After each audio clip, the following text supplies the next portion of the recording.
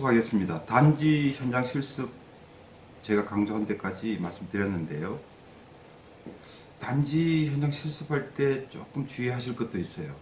그게 뭔가 하면은 단지가 단지다 보면 아시겠지만 비슷비슷해 보여도 좀 많이 달라요. 배치라든지 비탈에 있는지 평지에 있는지 단지 동의 개수, 승강기 개수 많이 다르죠. 이런 현장 실습할 때 그런 것들 좀 보시고 많이 좀 배우시기 바랍니다. 자, 계속해서 그 취업 활동을 어떻게 해야 되느냐. 자, 취업 활동을 하게 되면 뭔가 이제 준비해서 들고 다녀야 됩니다. 보통 명함, 이력서, 자기소개서, 뭐 포부를 밝힌 관리 계획서도 괜찮습니다. 뭐 이런 것도 필요한데요. 이제 활동을 하다 보면은 갑자기, 보통 갑자기입니다. 준비되어서 어떻게 이루어지는 경우는 거의 없고요.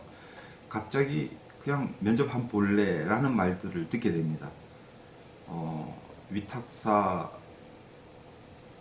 본사에 가서 면접 보기도 하고요. 그것이 중요한 것이 아니고 동대표 회장 면접을 봐서 통과되면은 그것이 더 중요하다. 이런 경우도 많이 있어요. 근데 이제 하나 주의하실 게 동대표 면접 가시기 전에 그 아파트 단지를 꼭 사전 조사를 하셔야 돼요. 그래야지 면접 시에 말을 할 수 있는 거리가 만들어지는 겁니다. 그리고 필수 지참물이라고 해서 이력서 말고 명함을 준비하라고 했는데요. 내가 지금 단지 관리 사무소장도 아닌데 명함을 어떻게 준비하느냐. 그렇지가 않아요. 취업 활동을 하다 보면 여기저기를 많이 가게 되니까 상대방은 명함을 주지 않으면 나를 기억하지 못하는 경우가 많이 생기거든요. 물론 이력서를 주면 되지만 이력서에는 많은 정보들도 있고 또 상대방이 받기를 좀 거부할 수도 있어요. 있기 때문에 명함을 만들어서 많이 가지고 다닙니다. 저도 만들었는데요. 제가 만들었던 거 앞면 뒷면 예시로 했습니다. 앞면에 맨 왼쪽 위쪽에 사진이 들어가 있고 제 몇 회 주택관리사고 합격 준비된 예비관리사무소장 윤성현, 뭐 서울 예를 들어서 강서 공공아파트 거주한 몇 세 누구다, 고구려대를 졸업하고 보험사를 근무했다, 현장 실습 경험 많이 가지고 있다, 육군 병장 제대했다. 물론 이 내용은 이제 예를 들어서 제가 만들어 본 겁니다.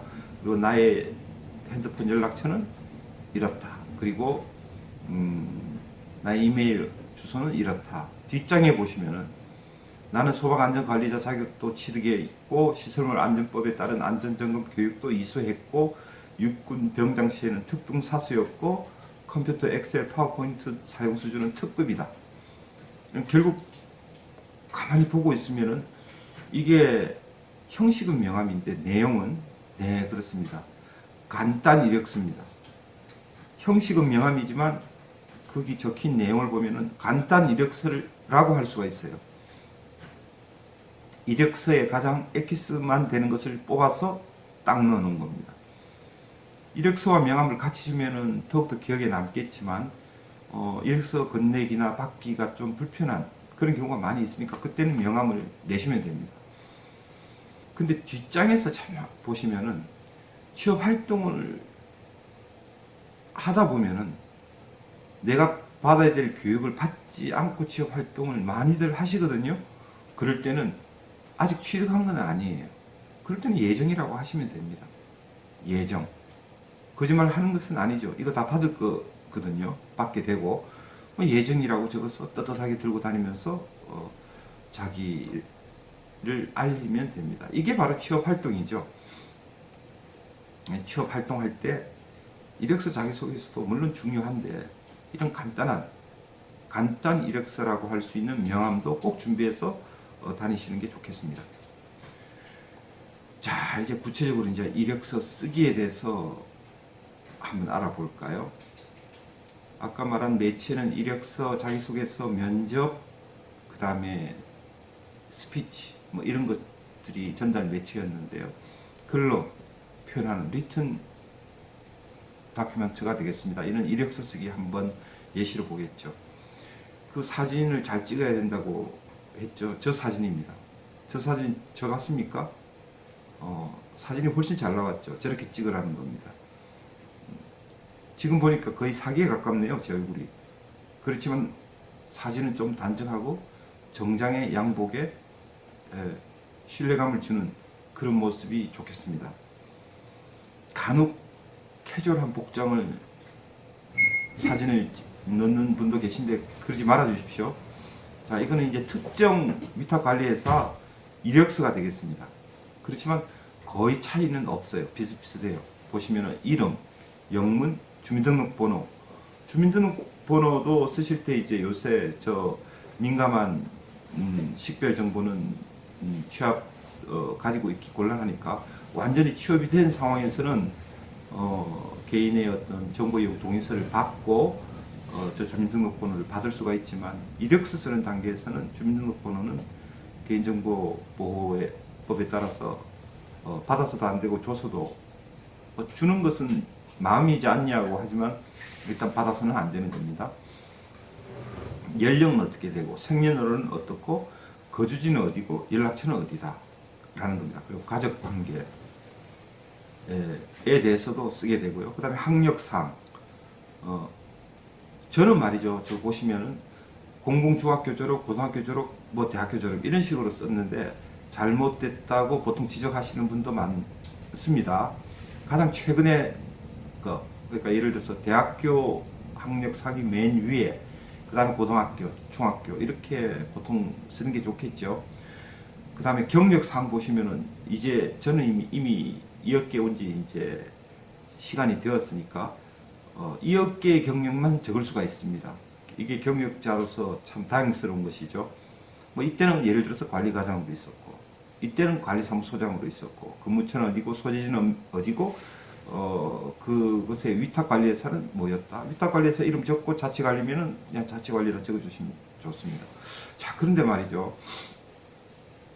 이 경력상에 제가 특기사항으로서 좀 진하게 써놓은 게 있습니다. 뭐라고 적었는지 한번 볼까요? 대주관 아파트 입주자 대표회의 회장. 이게 경력이 됩니다. 예, 굉장히 중요한 경력입니다. 입주자 대표회의 회장이 아니면 동대표가 아니라면 선관위원장, 내가 일하는 것이 아파트 관리 현장인데 또 아파트 관리 현장에서 관리사무소장이 직접적으로 맞닥뜨리는 분들이 입주자 대표회의 동대표 분들이잖아요. 이 역할 스위치를 해서 해봤으니까 관리사무소장이 어떻게 일을 해야 되고 하는 것에 대한 더 제대로 된 인식을 가지고 있을 수 있다는 것을 어필할 수가 있는 것이죠. 위탁관리회사 입장에서는 하나의 그 입주자 대표 회장이니까 영업의 대상이 될 수도 있는 것을 은근히 내비치는 겁니다. 굉장히 중요한 특기사항이죠, 경력. 그래서 주택관리사 보호 시험에 합격을 하고 나면 어떤 분들은 의도적으로 입주자 대표 회의, 동대표, 선거에 출마하시는 분들이 되게 많아요. 근데 그 결코 저는 나쁜 거라고 보지는 않습니다. 물론 이제 위탁관리회사와 어떤 특정한 그 단지 이는 경우에는 서로 뭐 못한다 이런 규정들이 있지만 나쁘지는 않아 보입니다. 그리고 이제 수상 자격 현황입니다. 주택관리사보 합격, 여기도 1급 소방안전관리자 수첩 예정이라고 적었어요. 제가 이거 낼 때는 따지는 않았어요. 근데 이거 왜 적나요? 이게 좀 독특한 건데 이 업계에서 내가 뭘 따야 된다는 걸 내가 알고 있다는 뜻입니다. 그러니까 예정이죠. 취득도 저거는 예정입니다. 그리고 특등 사수라고 제가 말씀드렸는데 그러면 이제 뭐 사단장한테 상 안 받아도 돼요. 연대장한테 상 받거나 대대장한테 상 받아서 휴가 갔다 이 이야기도 괜찮은 겁니다. 그 다음에 특기상도 굳이 자격까지는 아니라 하더라도 컴퓨터 사용과 문서 작성 능력 탁월하답니다. 나는 입주자 대표회의 회장이기도 하고요. 컴퓨터 문서를 아주 잘 다루는 탁월한 사람입니다. 라고 스스로 이력서를 적은 것입니다. 그리고 이제 교육 이수 현황인데 이것도 실제로 많이 안 받은 상황에서 취업 활동을 하게 되니까 교육명 적으시고 예정으로 적어 놓으시면 돼요. 이거 내가 다 받을 거다. 지금은 시간이 없어서 못 받는다. 취업 활동하느라고. 그리고 아직 강좌가 개설이 안 됐기 때문에 못 받는다. 그렇지만 이걸 보면서 아, 이 사람은 어떤 교육을 받아야 되는지 아는구나 라는 걸 할 수 있죠. 이거 실제로 제가 예정은 아니고 제가 받았던 교육들인데 한번 볼까요? 공동주택 하자 실무 과정을 최근에 받았네요. 그리고 승강기 관리 교육의 종류가 굉장히 많아요. 그 중에서 저는 비상구출 운전에 관련되는 거 받았네요. 이거는 4시간짜리가 아닙니다. 이거는 시간이 좀 깁니다. 그 다음에 어린 놀이시설 안전관리자 교육도 받았었네요. 소방안전관리자 교육도 매 2년마다 1급 소방안전관리자였는데 수첩을 받고 나서 갱신 교육까지 받았네요. 지금은 이제 소방안전관리자 교육을 사실 받지는 않습니다. 왜냐하면 이제 소장으로서 이제 그 밑에 우리 직원들이 많이 있거든요. 그 중에서 이제 소방안전관리자, 소방과장이 있습니다. 그분이 받아야 되는 것이죠. 그 다음에 또 보시면은 공동주택 관리비 운영 실무, 회계 감사 법률, 대한주택관리사협회에서 직무교육으로 제가 받았네요. 이것은 사업적 환급 과정이었습니다. 그리고 시설물 안전법에 따른 안전점검 교육도 받았네요. 이거 한번 받으면은 보수나 갱신 교육이 없습니다. 한마디로 모든 교육 중에서 가장 영양가 있는 교육이라 할 수 있죠. 보수 교육을 안 받으니까 한번 받아야 되는 거지만 5일짜리. 그 다음에 장기 수성교육 수립 및 조정 교육도 대한주택관리사 협회에서 받았네요. 그리고 건축물 관리자 교육도 제가 받았네요. 예, 이런 것들은 이제 받을 거다, 예정이다 하면서 이력서를 쓰시는 겁니다.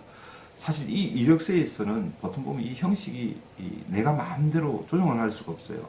특정 회사에서 형식이 있죠. 회사 양식이 있는 겁니다. 거기에 따라 적는 것이기 때문에 유일하게 내가 적을 수 있는 것이라면은 이런 특기사항, 입조 대표 회장이다, 문서 작성 능력 탁월하다, 강조하고 싶은 것을 그 란에 하나 살짝 만들어서 적는 거, 이 정도가 내가 조정할 수 있는 영역이에요. 그리고 사진, 포토샵을 하든지 해서 건강하고 활기찬 얼굴을 만들어 놓는 거 좀 중요하죠. 네. 그 다음에 경력기술서 쓰기도 한번 보실까요? 이제 아파트 관리 사무 경력이 있으신 분들은 경력기술서는 자기가 몸담았던 과거의 단지 경력을 쭉 적으시면 되는데, 이렇게 새로 오신 분들은 일반 사회 경력이단 말이에요. 일반 사회 경력이니까 경력기술서를 많이 요구를 해요. 그때 뭐 했는지. 그래서 한번 적어봤어요. 관리사무소 업무와 일반 회사 자신의 경력과의 연관성을 가지고 글을 적으셔야 돼요. 경력기술서는. 관리사무소 업무 비중이라고 하는 것들이 퍼센티지가 쭉 나오죠. 이게 현재 제가 몸담고 있는 단지, 관리 단지의 실제 사람 기준의 업무 비중입니다. 사실 크게 논리적인 그런 비중은 아닙니다. 왜냐하면 단지라는 것은 그 사용 검사일로부터 몇 년이 됐느냐, 그게 따라서 필요한 인력들이 좀 다를 수가 있거든요. 그리고 요즘에 지어진 신규 아파트들 경우에는 과거와 달리 많이 자동화되어 있어요. 예, 그런 것들과 비교한다면 논리적인 것들은 좀 떨어지지만 그래도 아주 틀린 말은 아니에요. 실제로 있는 것을 인원 비중대로 퍼센티지를 나눠 봤으니까요. 뒤에 괄호 속에 있는 말들이 실제 업무고요. 그것이 소속된 부서를 이야기해요. 관리부서에는 격리와 회계, 또 관리부서에는 민원과 서무, 관리부서에서는 노무와 입대의, 이런 식으로 관리부장 하에 밑으로 업무가 나눠져 있어요. 전기 파트 한번 보실까요? 전기 파트는 밑에 전기 파트가 있고 승강기 파트가 있고 또 소방 파트가 있어요. 또 전기부 밑에 관제 파트가 있고 CCTV 파트가 있어요. 그 다음에 기계부에는 주로 이제 그 난방, 급탕, 급수 이것을 하는 거죠. 지역 난방인 경우라서 이제 저런 것들이 필요하죠. 지역 난방이 아니고 개별 난방이었다면은 사실은 기계부라는 것이 없을 수도 있고요. 그냥 굳이 있다면은 급수, 부스터 펌프를 이용해서 저수조에서 나온 물을 세대로 보내는 그런 급수 관련한 그런 기계 쪽만 있겠지요. 그 다음에 영선도 신규 아파트에서는 많이는 없습니다. 많이는 없지만 또 있다 하더라도 숫자가 적고요. 저희는 22.92%니까 굉장히 규모가 크네요. 영선의 규모가 업무 비중이 크다. 이러면 이 아파트는 한마디로 지은 지 오래된 아파트라는 것을 간접적으로 알 수 있는 거예요. 기계, 난방 급수 인력도 많다. 25%나 된다. 이것도 오래된 아파트를 간접적으로 상징하는 그러한 수치들이에요. 이것이 실제 관리사무소의 업무고 업무 비중은 제가 지금 있는 관리 단지의 비중을 인원수대로 그대로 표현한 것이에요. 그런데 이렇게 많은 수가 있는 관리사무소도 있지만 시험 막 합격해서 신규로 배치되는 여러분들한테는 아마도 3명 조직이 일반적일 거예요. 3명 조직이 뭔가 하면은 소장 1명, 격리주임 1명, 기존주임 1명, 그리고 경비는 용역, 미화도 용역. 이런 3명 조직의 세대수가 작은 단지로 보통 가게 됩니다. 이게 가장 일반적이에요. 예를 들어서 격리 회계 업무는 누가 하느냐? 격리주임하고 소장이 하게 됩니다. 회계 업무는. 그리고 민원 서무 업무는 누가 하냐? 격리주임하고 소장이 하게 되죠. 노무 입대의 업무는 주로 소장이 많이 하게 돼요. 그리고 전기 관련된 것은 기존 주임님이 다 하시죠. 소방도 기존 주임이 하실 수도 있지만 보통 소장들도 많이 해요. 관제나 CCTV 관련한 것은 소장들, 물론 이제 용역으로 있는 경비원도 이 업무를 하게 되죠. 그 다음 기계, 난방과 급수와 관련된 것, 특히 급수와 관련된 것들은 기존 주임님이 보통 많이 하지요. 뭘 보수하는 영선의 업무는 사실 영선부가 따로 없으니까 기존 주임하고 소장이 같이 하게 돼요. 격리 주임은 보통 안 하죠, 이 업무는. 자, 이것을 일반 회사의 일반적인 업무 용어로 한번 바꿔볼까요? 회계 업무, 민원 처리 업무, 노무 행정 업무, 시설 관리 업무, 시설 보수 업무. 자, 이렇다고 볼 수 있어요. 그럼 일단 회계 업무, 관리사무소장에 관할해야 될 업무가 회계, 민원, 노무 행정, 시설 관리라는 뜻이죠. 이것을 일반에서의 경력 연관성으로 돌려보면은 회계 업무는 어떤 부서에 있었으면 회계 업무에 자신이 있고 강점이 있다고 얘기할 수 있을까요? 예, 재무나 회계나 세무 파트에 있었다면은 이 회계 업무에 강점이 있다고 말할 수 있을 거예요. 이 민원 처리 관련해서는 경력 연관성은 고객관리팀이라든지 고객관리부서 혹은 CS팀, 고객만족팀에 있었다면 민원 처리에 대한 노하우가 있다고 주장을 해도 업무 연관성이 있는 거예요. 그리고 자기가 인사팀이나 노무 혹은 교육지원부에서 있었다면 노무행정의 경력이 있다라고 말할 수 있는 것이겠죠. 그 외에 각 회사에서의 어떤 총무나 구매나 생산 이쪽에 있었으면 시설관리 쪽에 경력이 있다고 보실 수 있는 거예요. 일반 회사에서. 자, 그럼 일반 회사는 보통 어떤 회사들인가 하면은 건설회사를 좀 좋아하지요. 건설회사가 사업 주체일 경우에 주택관리업자를 선정하니까 영업의 차원에서 위탁사들은 좋아할 수가 있습니다. 그리고 공기업, 이 사람이 공기업 출신이라고 하면은 신뢰감이 있다고 볼 수가 있다는 거죠. 그리고 기업에서, 대기업이든 중소기업이든 기업에서 쭉 근무를 갖다 오랫동안 하신 분들, 그리고 또 공무원이나 군인들도 신뢰에 받는 그런 직업이라고 할 수가 있어요. 그런데 이때 특별한 분들이 질문을 해요. 이런 경우에 저는 자영업만 했는데요. 자영업을 했다는 무슨 것을 얘기할 때는 자영업 했기 때문에 이런 경험이 없다. 그게 아니죠. 자영업 하면은 어떤 경험이 있는 건가요? 예, 노무관리, 직원관리가 중요하죠. 고객관리도 중요하죠. 자기의 경험을 스스로 잘 생각해 보세요. 저는 이때까지 한 게 아무것도 경험이 없는데요 라고 하시는 분도 계시더라고요. 들어보니까 굉장히 경험이 많는데 그 경험을 글로 이렇게 표현을 못하고 자기의 경험을 아무것도 아닌 것처럼 생각하시는 분들이 계시더라고요.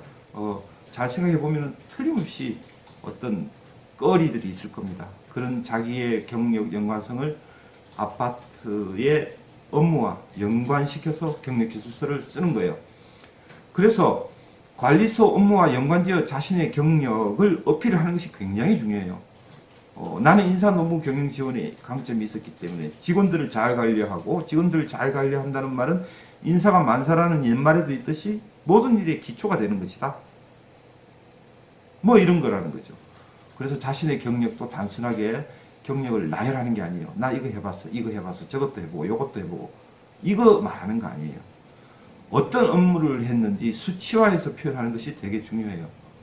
예를 들어서 저는 약 1년 예산이 1억 원, 500억 구매 예산을 가진 부서에서 500억 구매 예산을 가진 부서에서 각종 시설물을 구입하고 계약을 하고 그 설치되는 것도 관장을 하고 그것에 대한 하자부 수평, 이런 수치화 500억 어쩌고 저쩌고 저쩌고 하는 이런 업무를 했다. 단순 업무 나열을 하는 게 아닙니다. 그렇게 수치한 업무 나열도 하고 거기서 결과도 적어 주셔야 돼요. 결과는 뭔가요? 성과죠. 그렇게 했더니 결과적으로 어떻게 되었다 하는 성과. 이익이 늘었다. 매출이 늘었다. 업무 비용이 줄었다. 그러고 나서 또 마지막에 그걸 해본 결과 배운 점이 뭐다? 이걸 해보니까 이런 성과를 냈는데 어떤 걸 배웠다? 어떤 임플리케이션을 내가 가졌다? 그 임플리케이션을 이런 아파트 관리 현장에 도입하면 어떤 효과가 있을 것이다. 이게 경력기술서겠죠. 업무를 단순하게 나열하는 거 별로 영향가 없습니다. 연계지어서 설명하는 것이 중요하죠. 이게 쓰기입니다. 경력기술서 쓰기. 그 다음에 자기소개서와 스피치. 자기소개서는 글로 된 것이고 스피치는 말로 하는 것입니다. 서로 같은 것이죠.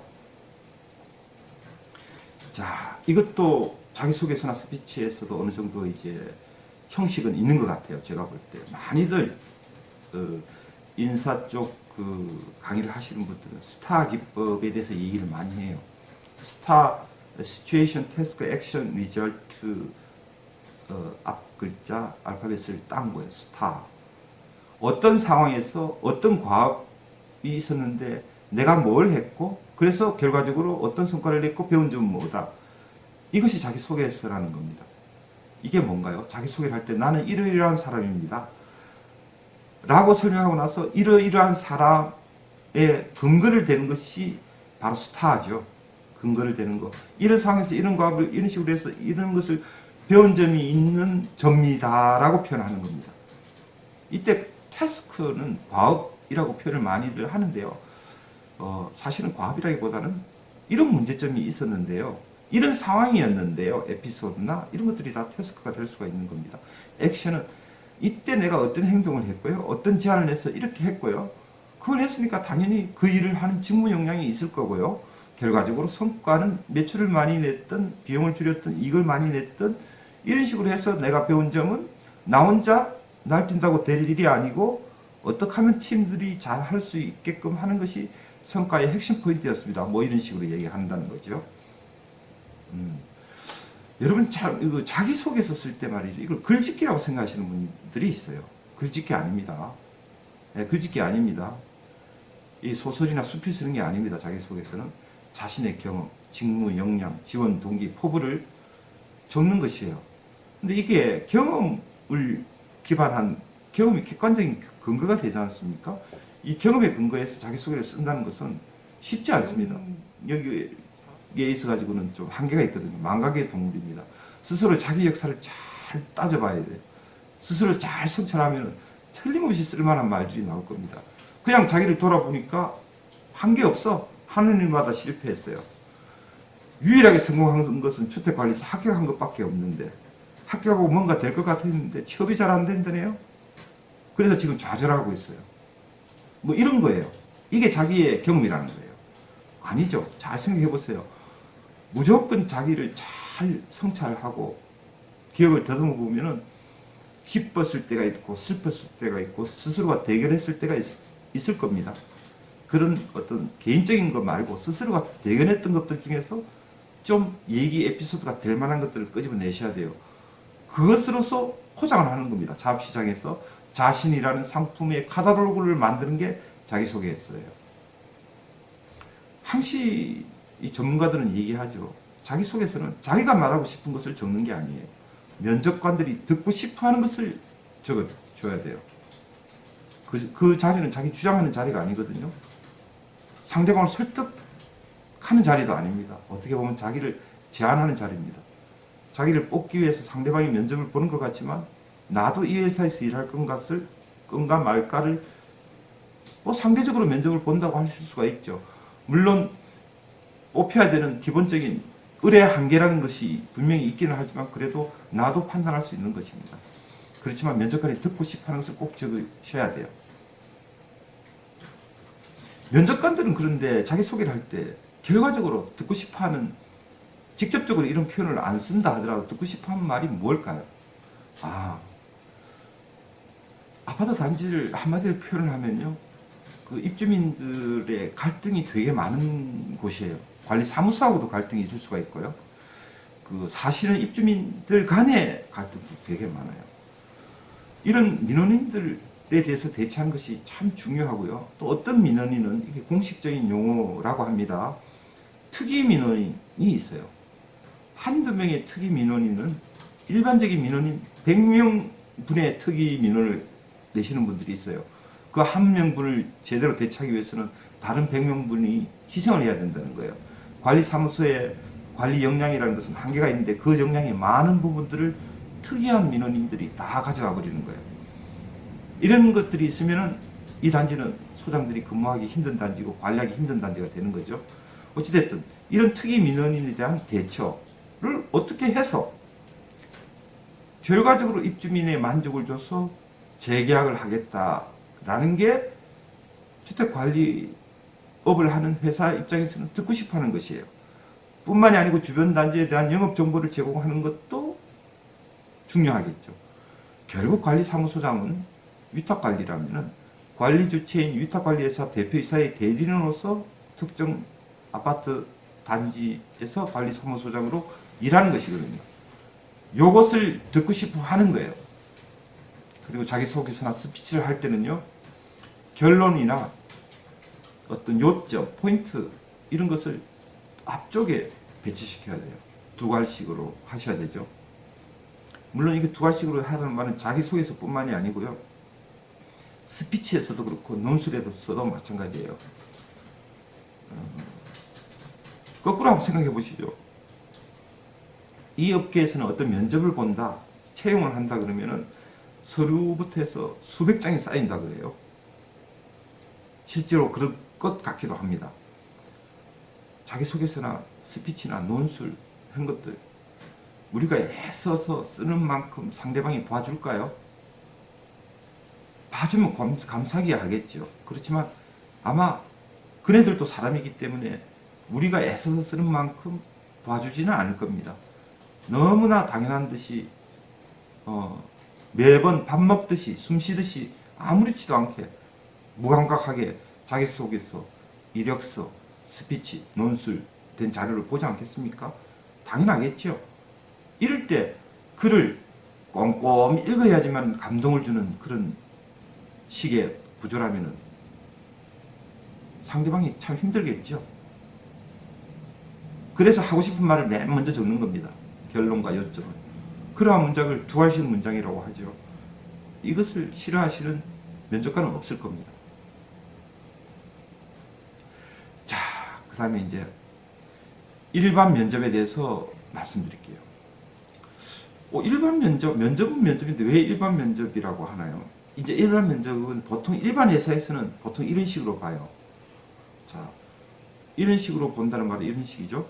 1분 또는 3분 사전에 정해진 대로 자기소개 해주세요 하면 거기에 대해서 대답을 해야 되잖아요. 그래서 보통 그 면접자들은 스크립트를 준비해요. 이 스크립트를 100% 외워서 말하는 것은 사실 마이너스예요. 스크립트를 외우면서 내가 말하는 스크립트를 작성하는 이유는 앞으로 내가 말하게 될 것에 논리성을 부여하는 작업이거든요. 말을 하다 보면 배가 산으로 갈 수가 있잖아요. 자기소개 내용만큼 그 스크립트 키워드를 외워서 만 말하는 것은 조금 안 좋아요. 하여튼 스크립트 중에서 전체를 외운다기보다는 키워드만 외워서 자연스럽게 말하는 것이 중요하다 라는 것을 말씀드리고 싶어요. 그리고 자기소개를 스피치 하는 때는 좋은 내용을 잘 말하는 것도 중요한데요. 그만큼 중요한 것이 말하는 태도입니다. 고든 자세, 안정적인 톤, 목소리, 그리고 시선 처리. 면접관은 사실 보통 한 명이 아니고 여러 명이잖아요. 면접관 모두에게 시선을 주어가며 차분하게 말하는 거, 자기 소개만큼 중요합니다. 태도도 중요하죠. 상대방이 보는 것은 뭐예요? 이 사람을 관리사무소장으로 자기들이 관리하고 있는 단지에 내보냈더니 이렇게 또 또록또록 차분하게 설득력 있는 목소리로 말을 잘 해서 일을 잘 하겠구나라는 것을 알 수가 있는 거죠. 예. 이때 말을 잘한다는 것은요, 유창하게 잘한다는 거하고는 틀려요. 말을 좀 뜨듬거리더라도 조리 있게 말하시는 분이 있고요. 말을 굉장히 유창하게 말을 해도 거의 개그 수준으로는 잘 하는데 논리적으로 중요한 부분을 잘 못하시는 분이 계시거든요. 이 유창하게 말을 잘한다는 의미는 확실히 그냥 유창하게 말만 잘한다는 그런 뜻은 아닙니다.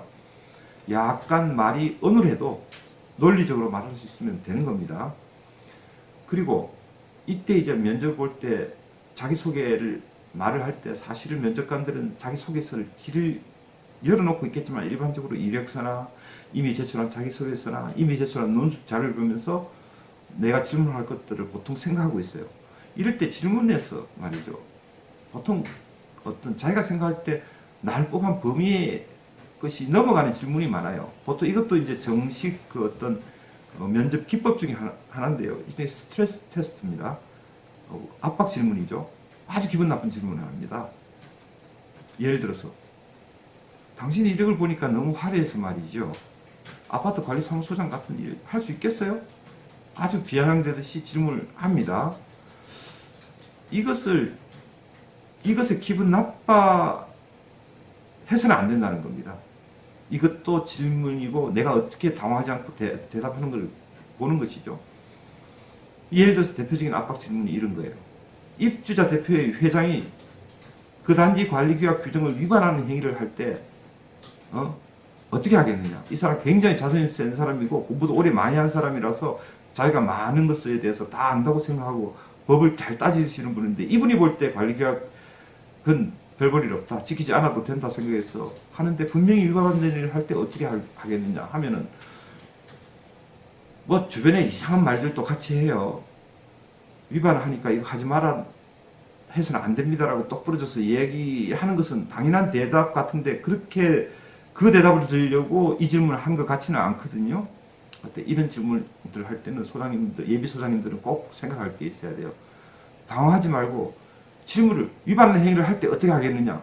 위반하는 행위를 할 때는 저는 그냥 입대 해당이 갑이니까 쿡 찌그러져 있겠습니다. 제일 바보 같은 질문이죠. 절대 안 됩니다. 재심이 올리겠습니다. 뭐 괜찮은 질문이긴 한데 면접관이 듣고 점수를 아주 좋게 줄 질문 대답은 아니에요. 저 같으면 이렇게 하겠어요. 위반하는 행위 자체가 정말로 위반되는 것인지 법을 위반하는 것인지 그냥 단순한 관리 규약을 위반하는 것인지 이런 질문, 위반한 행위를 제 정의를 스스로 하면서 각각에 대해서 주장과 생각을 말하고 이유와 근거를 대면서 결과적으로는 뭐예요? 이런 규정된 위반된 행위를 하기 전에 어떻게 입 밖에 나오면 본인도 권위가 있기 때문에 서로 뒤집기가 좀 틀린 것을 설사 안다 하더라도 뒤집지 못하는 것이 보통 회장님들의 생각들이거든요. 가기 전에 정보도 잘 주고 평소 때 교류를 잘 해야 되겠죠. 그죠? 이런 식으로 대답을 하는 것들이 중요하다는 거예요. 이래도 답이 안 나오고 저래도 답이 할 수 없는 이런 압박 질문들이 생각보다 많습니다. 이건 면접에 대해서 큰 포인트가 되겠죠. 지원 동기나 포부는 사실 가치관하고 관련되는 겁니다. 사전에 위탁관리사의 사원이나 경영 방침이나 현장 실습을 통해서 그 유탁관리사 소속의 소장과 인터뷰에서 평소 때 내부에서 뭘 중요시하는가, 이런 것들을 알면 지원포부나 동기를 적기에는 쉽겠죠. 이런 것들이 일반적인 일반 회사에서도 또 필요한 것들입니다. 자신의 강점을, 핵심 직무 역량이라고 하는 강점은 뭐고, 성격의 장단점은 뭐고, 이런 것도 많이 물어보죠. 성격의 장점이라는 것은 분석력이 좋고 끈기가 있고, 단점을 적을 때 좀 조심하셔야 돼요. 분명히 단점을 적으라고 했는데 장점 같은 단점을 적는 사람들이 있어요. 장점 같은 단점이 단점입니까? 단점 아니죠. 장난치는 거죠. 자기가 단점 없다는 것을 어필하고 싶은 거예요. 사실 단점 적는 거 좋아하지 않거든요. 근데 하나만 따라오고 계시면 돼요. 단점 중에서 극복한 단점을 꼭 적으세요. 극복한 단점. 단점을 그냥 단점이, 저는 덜렁덜렁 하거든요. 하고 땡이면 더 이상 판단이 할 이유가 없죠. 땡이죠, 그냥. 극복한 단점. 이러한 점이 있어서 제가 평소 때 단점을 극복하기 위해서 이러이러한 노력을 했고 실제로 효과가 있었다. 이런 것들을 하는 거죠. 그리고 해서는 안 되는 거 아까 말씀드렸죠. 용어를 쓰거나 표현을 할 때도 좌절, 포기, 고집, 그리고 되어도 않은 장점 같은 단점, 이런 거 적으시면 안 됩니다.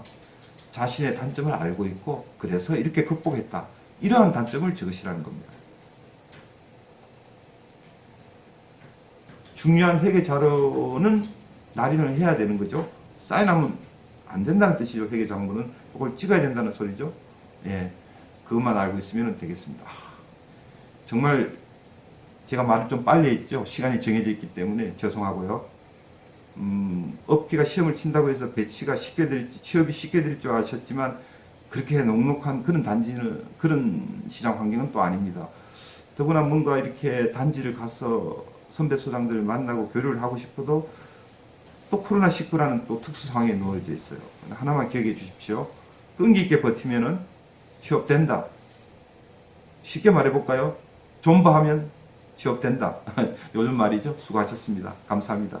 혹시 개인적으로 질문할 거 있으면요, 이 메일로 질문 주시면은 제가 시간이 나는 대로 틈틈이 성의 있게 답변 드리겠습니다. 감사합니다.